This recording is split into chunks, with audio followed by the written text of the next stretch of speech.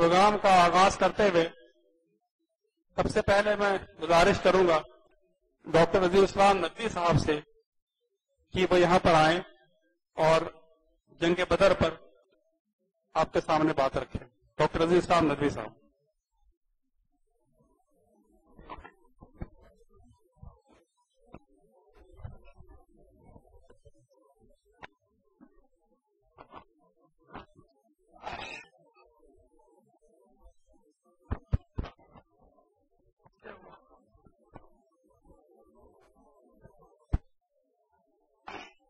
اعوذ باللہ من الشیطان الرجیم بسم اللہ الرحمن الرحیم.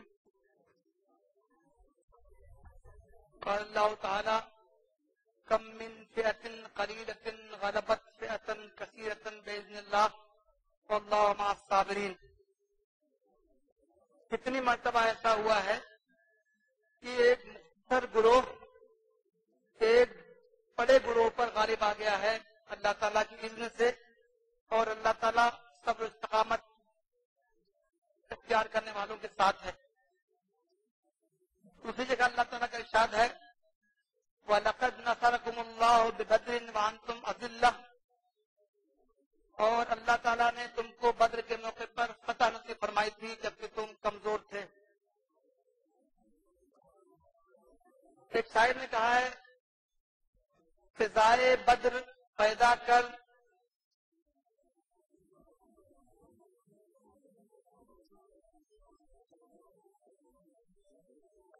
فرشتے تیری نصرت کو, فضائے بدر پیدا کر فرشتے تیری نصرت کو, اتر سکتے ہیں گردوں سے قطار اندر قطار اب بھی.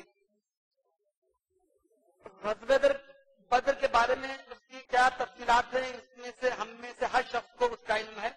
شاید ہی کوئی ہو جس کو اس کے بارے میں بنیادی باتیں معلوم نہ ہوں. ہم سب جانتے ہیں کہ یہ غزوہ بدر ماہ رمضان میں ہوئی تھی. ماہ رمضان میں دوسرے بہت سے واقعات بھی اسلامی تاریخ میں ہیں جو مشہور ہیں. فتح مکہ کا واقعہ مشہور ہے. اللہ تعالیٰ کا ارشاد ہے جاء الحق وزهق الباطل ان الباطل کان زهوقا. گویا کہ فتح مکہ کے ذریعے باطل سرنگوں ہو گیا اور اس پر توحید کا پرچم لہرانے لگا مکہ پر. اسلامی تاریخ میں بعد کے اخبار میں بھی اور واقعات پیش آئے ہیں. تاتاریوں کا فتنہ اسلامی تاریخ کا ایک عظیم الشان فتنہ تھا. اس نے پورے عالم اسلام کی اینٹ سے اینٹ بجا دی تھی.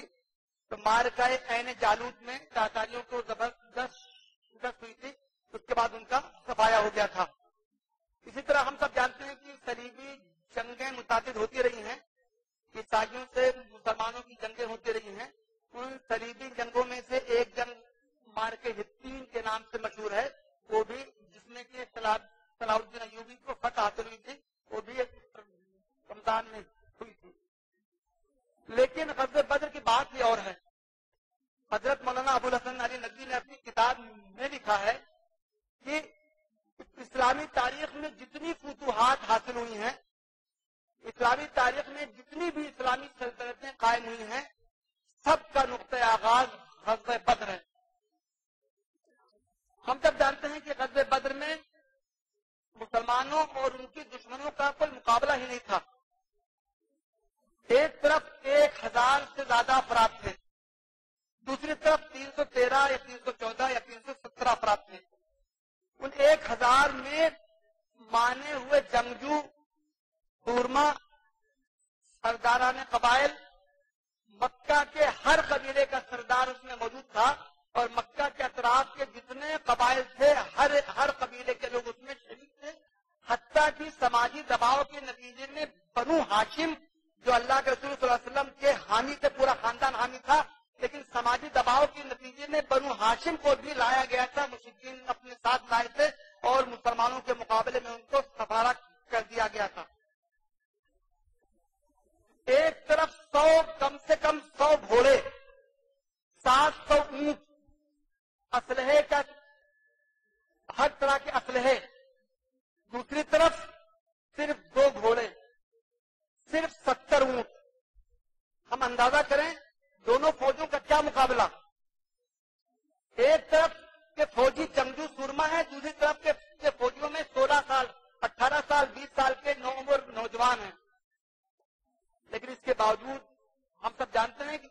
فیصلہ کیا کہ 70 بڑے بڑے وہ سورما جو جنگجو تھے مشرکین کے وہ مارے گئے اور اتنی ہی تعداد میں لوگ قید کیے گئے اور مسلمانوں میں سے صرف 14 کو شہادت نصیب ہوئی، 6 مہاجرین اور 8 انصار۔ فوج کے اتنے تفاوت کے باوجود غزوہ بدر کیوں پیش آئی تھی، اس کے اسباب کیا تھے، اس میں تفصیل جانے کا موقع بھی نہیں ہے اور اس کی تفصیلات آپ حضرات کے علم میں ہیں۔ 13 سال تک مسلمانوں کو ستایا گیا، انہوں نے حبشہ ہجرت کی، مدینہ ہجرت کی، اس کے بعد بھی ان کو چین سے بیٹھنے نہیں دیا گیا، ان کے خلاف حملے کیے جاتے رہے مال اور دولت جمع کرنے کے لیے تاکہ اچھی فوج ان کے خلاف قائم کی جائے، سیاسی قافلے بھیجے گئے۔ چنانچہ بدر کے موقع پر جو قافلہ شام گیا تھا اس کے بارے میں آتا ہے، مورخین نے لکھا ہے کہ مکے میں ایک مرد بھی ایسا نہیں تھا، ایک عورت بھی ایسی نہیں تھی جس کا مال اس تجارتی قافلے میں نہ لگا ہو، اور اس تجارتی قافلے کا مقصد بھی یہ تھا کہ تاکہ جو اس سے مال آئے اس سے فوج تیار کریں اور اس سے مسلمانوں کا صفحہ کر دیا جائے۔ اس حکمت کی وجہ سے جب اللہ کے رسول صلی اللہ علیہ وسلم کو معلوم ہوا کہ ابو سفیان جو اس تجارتی قافلے کا سربراہ تھا واپس آ رہا ہے، تو آپ کو خبر ملی، آپ کے جاسوسوں نے خبر دی، آپ نے صحابہ کو فوراً تیار ہونے کا حکم دیا۔ 313 تعداد کا مطلب یہ نہیں تھا کہ مدینے میں صرف اتنے ہی مسلمان تھے، بلکہ اللہ کے رسول صلی اللہ علیہ وسلم کو معلوم ہوا کہ قافلہ آ رہا ہے، اس کو روکنا ہے۔ آپ نے صحابہ کو حکم دیا کہ جلد از جلد کم سے کم وقت میں لوگ تیار ہو جائیں۔ تاریخ میں ہے لوگوں نے کہا کہ اللہ کے رسول ہماری اونٹنیاں تو میدان میں چرنے گئی ہیں، ہم کو اتنا اب موقع دیجیے کہ ہم ان کو واپس لا سکیں اور پھر تیاری کر کے جا سکیں۔ اللہ کے رسول صلی اللہ علیہ وسلم نے کہا کہ نہیں، اس کا موقع نہیں ہے، جس کے پاس اونٹنیاں ہو وہ فوراً تیار ہوں۔ چنانچہ جتنے صحابہ بھی اس وقت قبیلے تھے تیار تھے، اللہ کے رسول صلی اللہ علیہ وسلم کی ایک آواز پر سب لوگ تیار ہو گئے۔ ہم اندازہ کریں مدینہ سے 80 میل کا مطلب ہے 120 کلومیٹر کے فاصلے پر بدر ہے۔ اللہ کے رسول صلی اللہ علیہ وسلم نے اعلان کیا کہ فوراً لوگ تیار ہو جائیں۔ 120 کلومیٹر سفر پیدل کا ہم تصور کر سکتے ہیں کہ صحابہ فوراً تیار ہو گئے۔ اس وقت میں آپ حضرات کے سامنے نکات کی روشنی میں بیان کر دیتا ہوں کہ غزوہ بدر میں مسلمانوں کو فتح کیوں حاصل ہوئی اور اس کے ساتھ ساتھ بدر ہمارے لیے کیا دروس و نصائح رکھتا ہے۔ سب سے پہلی چیز جو بدر کا پیغام ہے ہمارے لیے، اللہ اور اس کے رسول کی پکار پر لبیک کہنا اور اس کے لیے اپنی جان قربان کرنے پر تیار رہنا۔ اللہ کے رسول صلی اللہ علیہ وسلم نے صحابہ کرام سے مشورہ کیا، لوگوں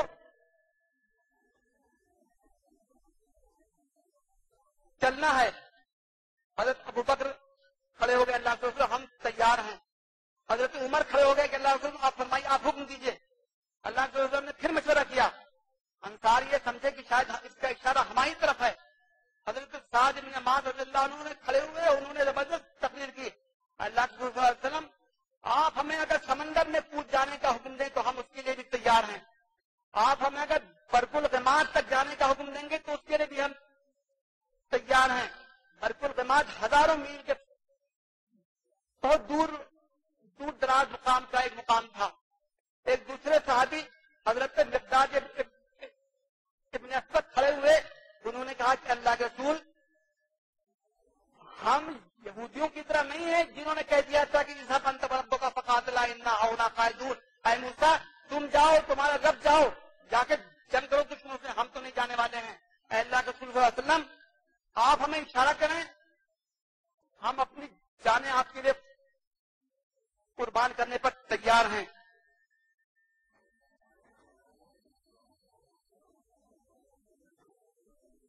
ایک حدیث میں لا یؤمن احدکم حتی اکون احب الیہ من والدہ وولدہ والناس اجمعین، اللہ کے رسول صلی اللہ علیہ وسلم نے فرمایا کسی شخص کا ایمان مکمل نہیں ہو سکتا جب تک کہ میری ذات اس کے باپ سے، اس کے بیٹے سے اور دنیا کے تمام انسانوں سے زیادہ محبوب نہ ہو جائے۔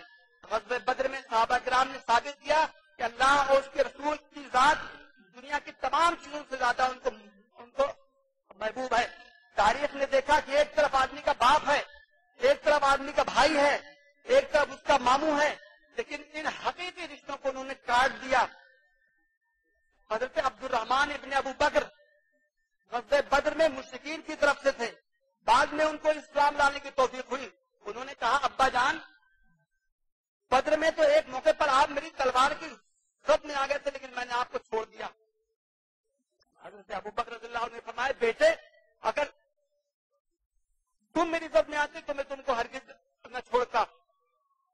حضرت بدر میں حضرت عمر فاروق رضی اللہ عنہ نے اپنے ماموں کو اپنی تلوار سے قتل کیا. اتبا مکہ کا سردار تھا. اتبا کے مقابلے میں اس کے بیٹے مسلمانوں کی فوج کی طرف سے تھے. مکہ کے قیدیوں کو جب قید کیا گیا تو حضرت مصعب ابن عمیر کے ایک بھائی بھی تھے, حضرت عزیر یا حضرت عزیز.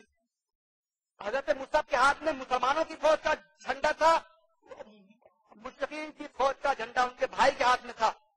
ان کا بھائی قید ہوا. انصاری جو اس کے ہاتھ باندھنے لگے. حضرت مصعب نے کہا اس آدمی کی ماں بہت مالدار ہے, اس کے ہاتھ کب کے باندھو. ان کے بھائی نے کہا آپ میرے سگے بھائی ہیں, ایسی بات کہہ رہے ہیں.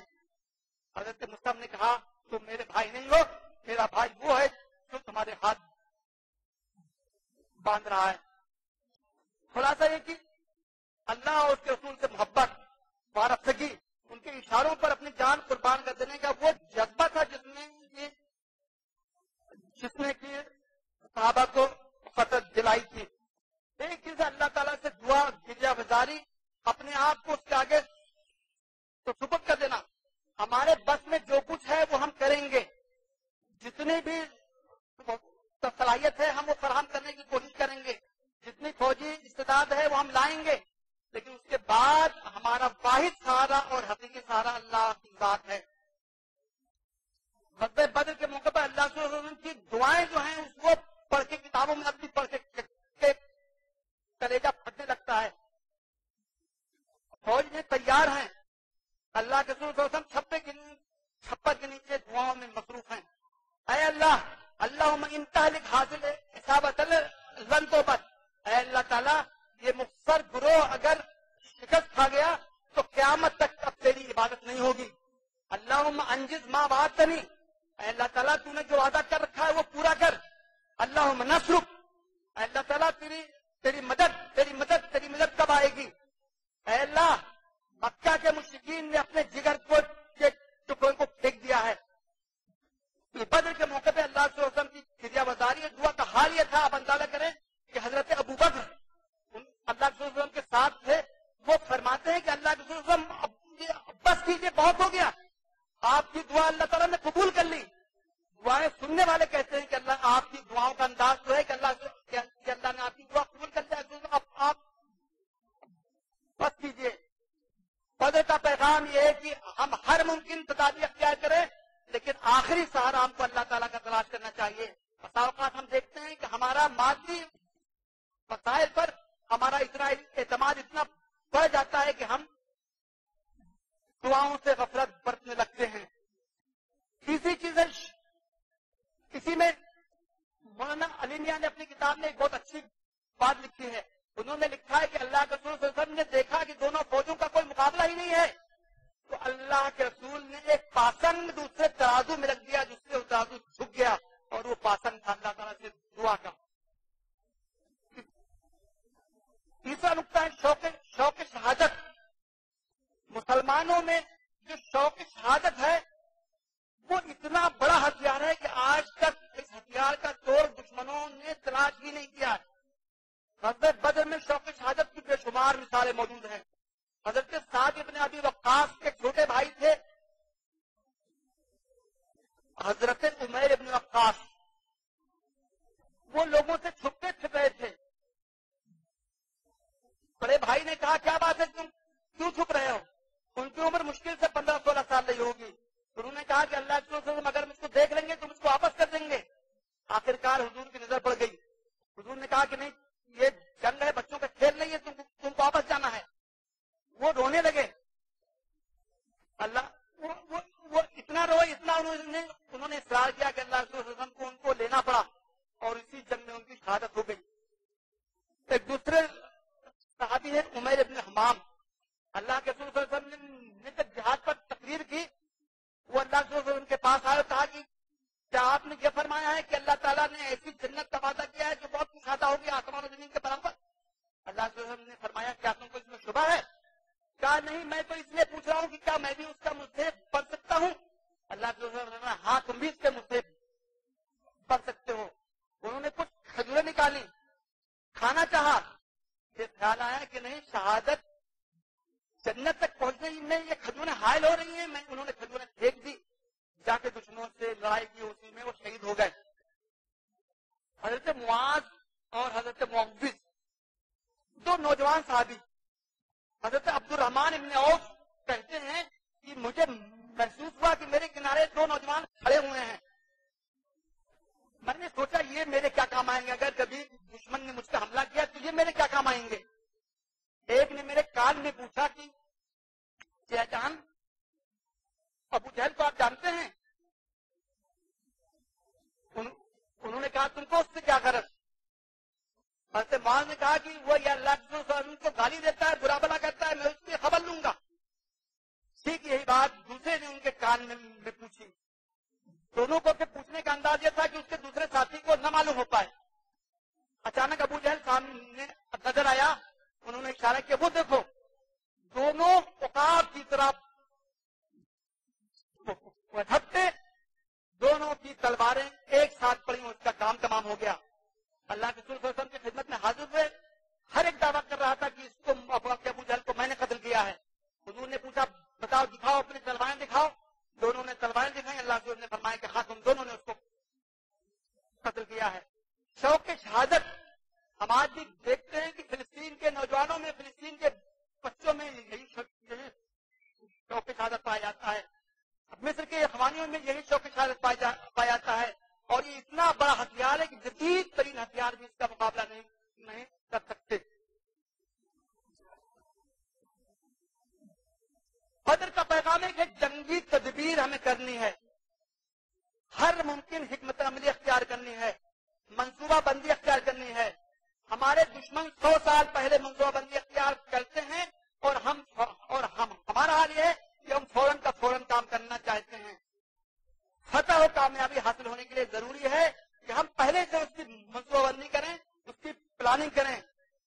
تو جب دشمن پلاننگ کرتا ہے تو ہم پلاننگ سے پیچھے کیوں رہ جاتے ہیں.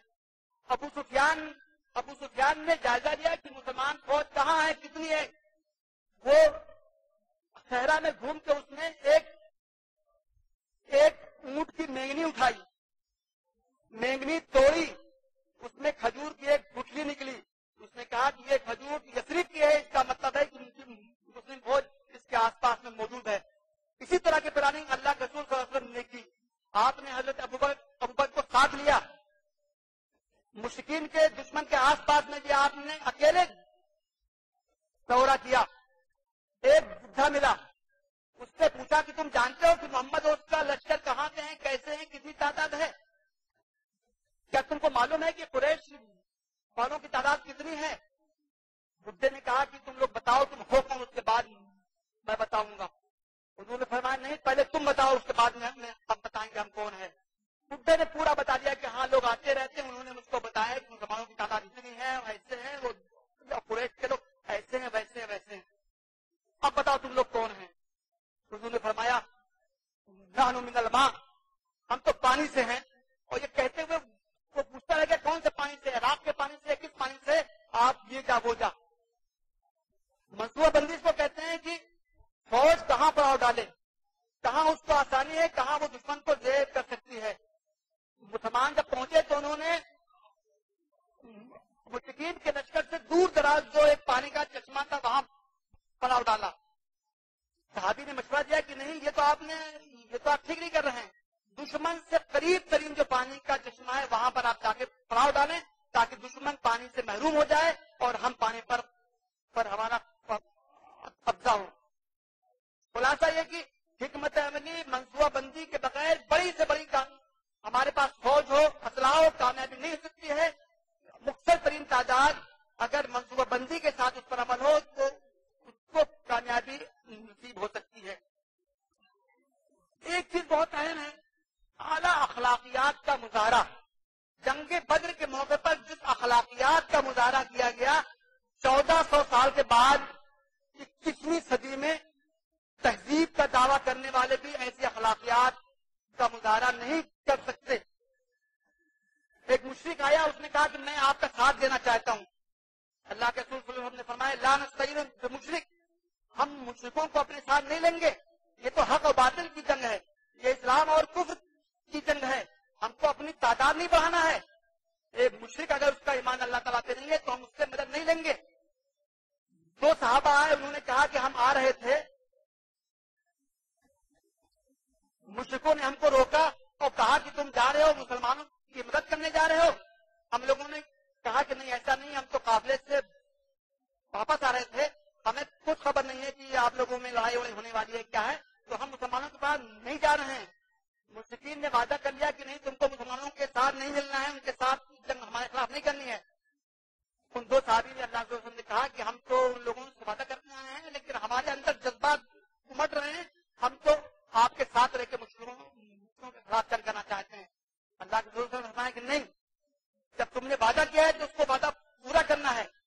اس وقت جب ایک ایک آدمی کی قیمت تھی، ایک ایک اونٹ کی قیمت تھی، آپ نے ان دونوں کو روک دیا کہ نہیں تم کو مسلم فوج کا ساتھ نہیں دینا ہے. اعلیٰ اخلاقیات کا مطلب مسلمانوں نے پورے رات اللہ تعالیٰ کی عبادت میں رات گزاری، سوئے بھی تو بہت اطمینان سے سوئے. دوسری طرف دشمنوں کی فوج کا حال یہ تھا کہ ان کے یہاں وہ رقاصاؤں کو لے کے آئے تھے، انہوں نے رات شباب عیش و مستی میں گزاری. ہم اندازہ کریں یہ ہوتا ہے، یہ ہوتی ہے مسلم اخلاقیات. آج بھی تحریر چوک میں کچھ لوگ اکٹھا ہوتے ہیں، وہ پوری رات عبادت کرتے ہیں، مناجات میں گزارتے ہیں. ان کے ساتھ خواتین بھی ہوتی ہیں لیکن ان کی عصمت کی حفاظت کی جاتی ہے. لیکن اسی تحریر چوک میں ایک گروپ اکٹھا ہوتا ہے، وہ شراب پیتا ہے، عورتوں کی عصمت دری کرتا ہے اور ان کی ویڈیوز پوری دنیا کے لوگ دیکھتے ہیں، حتیٰ کہ ان لوگوں کے خلاف وہ مجبور ہوتی ہے حکومت ان کے خلاف فیصلہ کرنے کے لیے. قیدیوں کے ساتھ برتاؤ،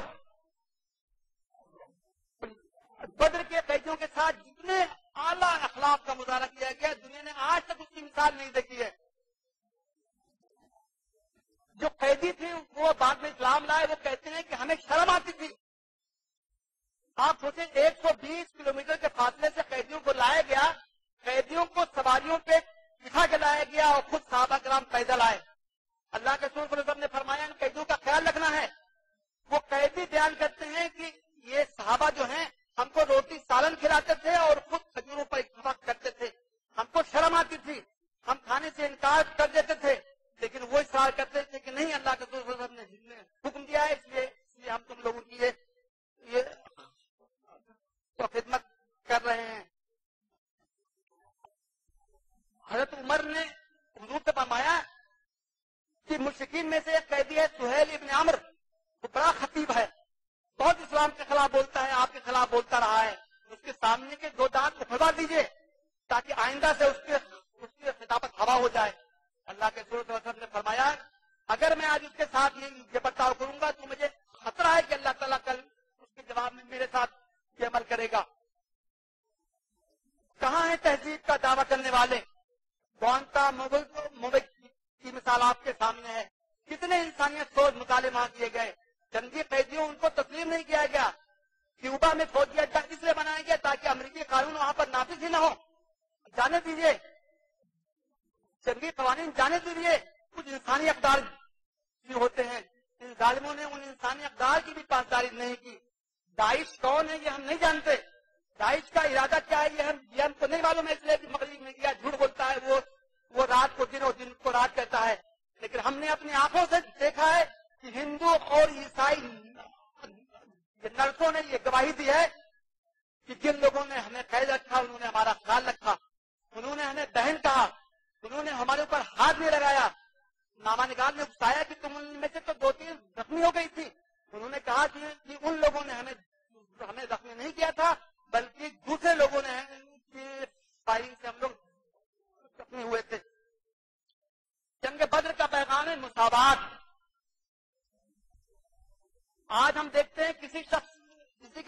روزہ آ گیا تو اپنے آپ کو الگ کر لیتا ہے.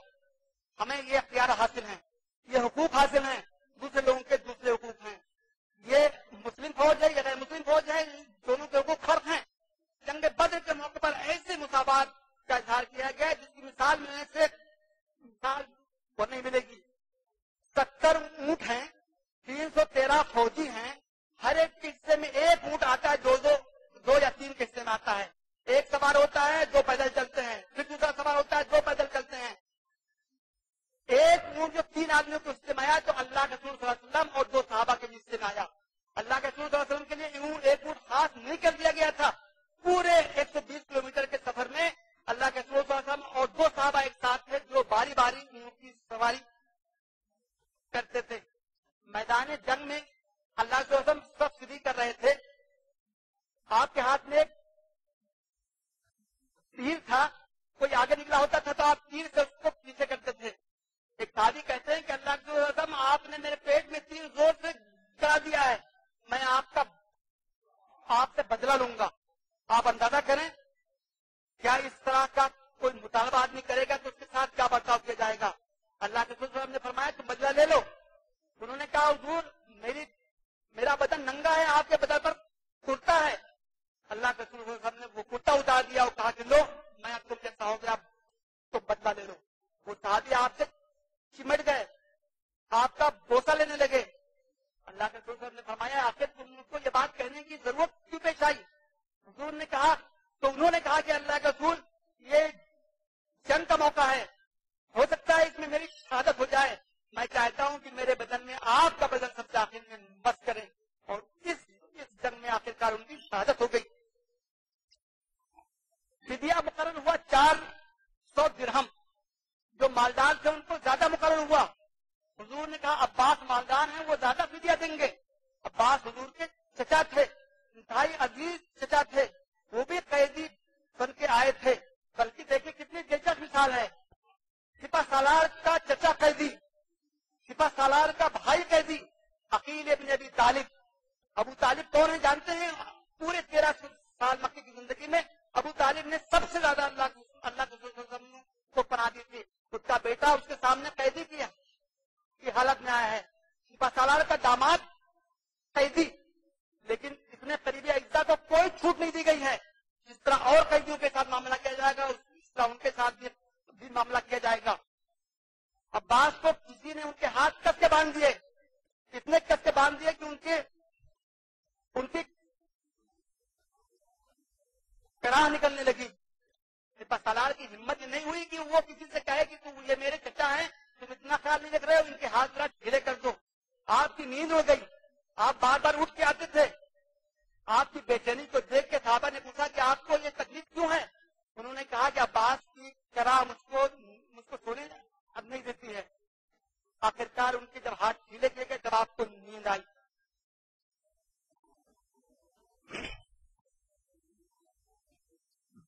بدر کا پیغام ہے مشورہ, مشورہ, مشورہ.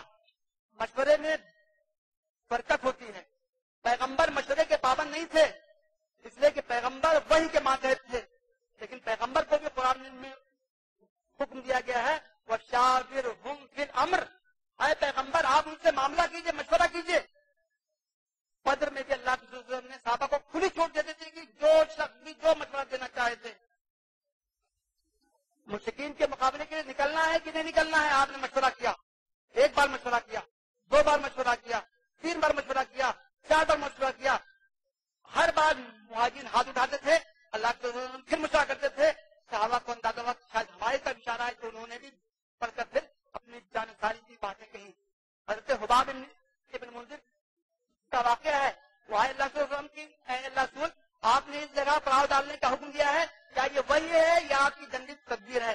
آپ نے فرمایا کہ نہیں, یہ وہی نہیں ہے, یہ جنگی تدبیر ہے. انہوں نے کہا کہ نہیں تو پھر یہاں ٹھہرنا مناسب نہیں ہے, ہم کو اس جگہ لشکر کو پاؤ ڈالنا چاہیے. آپ صلی اللہ علیہ وسلم نے ان کی بات مانی. بدر کا پیغام یہ ہے کہ ہر اجتماعی کام کی کامیابی کے لیے پیچھے مشورہ پوشیدہ ہوتا ہے. اور آخری بات, جنگ بدر سے بہت سے دروس مستنبط کیے جاتے ہیں, لیکن وقت اجازت نہیں دیتا ہے. آخری بات یہ ہے کہ جنگ بدر سے علم کی قدر افزائی کا اظہار ہوتا ہے. جو مشرکوں میں سے پڑھنا لکھنا جانتے تھے ان کا فدیہ یہ مقرر کیا گیا کہ وہ 10 بچوں کو یا بڑوں کو علم سکھائیں، کو تعلیم دیں۔ آپ اندازہ کریں اللہ کے رسول صلی اللہ علیہ وسلم نے مال و دولت پر علم کو ترجیح دی۔ ایسے زمانے میں جب مسلمان مال و دولت کے محتاج تھے، مسلمان اسی لیے نکلے ہی تھے کہ ابو سفیان کے قافلے کا مال چھیننا ہے۔ پھر جب فدیہ لینے کا موقع آیا تو اس موقع پر آپ نے مال کو ترجیح نہیں دی بلکہ آپ نے علم کو ترجیح دی۔ ایک بات یہ بھی ہے کہ علم برائے علم، جو کفار مشرکین تھے انہوں نے تعلیم دی ہوگی تو اسلام کی تعلیم نہیں دی ہوگی۔ انہوں نے الف ب ت لکھنا پڑھنا سکھایا ہوگا، لکھنا سکھایا ہوگا۔ اسلامی تعلیم تو ضروری ہے ہی ہے، لیکن اسلام کے نزدیک علم برائے علم کی بھی اہمیت ہے۔ اور تیسری بات ہے کہ علم سکھانے والا کوئی بھی ہو، کوئی ضروری نہیں ہے کہ ہم مسلمان ہی ہم کو علم سکھانے والا ہو، مشرک ہو، کافر ہو، ہندو ہو، کرسچن ہو، بلکہ ہمارا دشمن بھی ہو تو اس سے ہم علم حاصل کرنے میں کوئی برداشت نہیں کریں گے۔ یہ ہے غزوہ بدر کا پیغام، یہ ہے غزوہ بدر کے وہ دروس جس کو ہم کو حاصل ہوتے ہیں۔ ان دروس کو ہم حفظ جہاں بنائیں تو ہماری زندگیوں کی اصلاح ہو سکتی ہے اور ہمیں زندگی کے ہر میدان میں ہر موڑ پر ہم کو کامیابی یقینی ہے۔ اس لیے کہ جب اللہ تعالیٰ نے فرمایا ہے وَلَقَدْ نَصَرَكُمُ اللَّهُ بِبَدْرٍ وَأَنْتُمْ أَذِلَّةٌ، اللہ تعالیٰ تم یاد کرو، اے مسلمانوں یاد کرو بدر کو، جبکہ اللہ تعالیٰ نے تم کو فتح نصیب فرمائی تھی، جبکہ اس دن تم کمزور تھے۔ تو اگر ہم فضائے بدر پیدا کریں، بدر کی تعلیمات پر عمل کریں،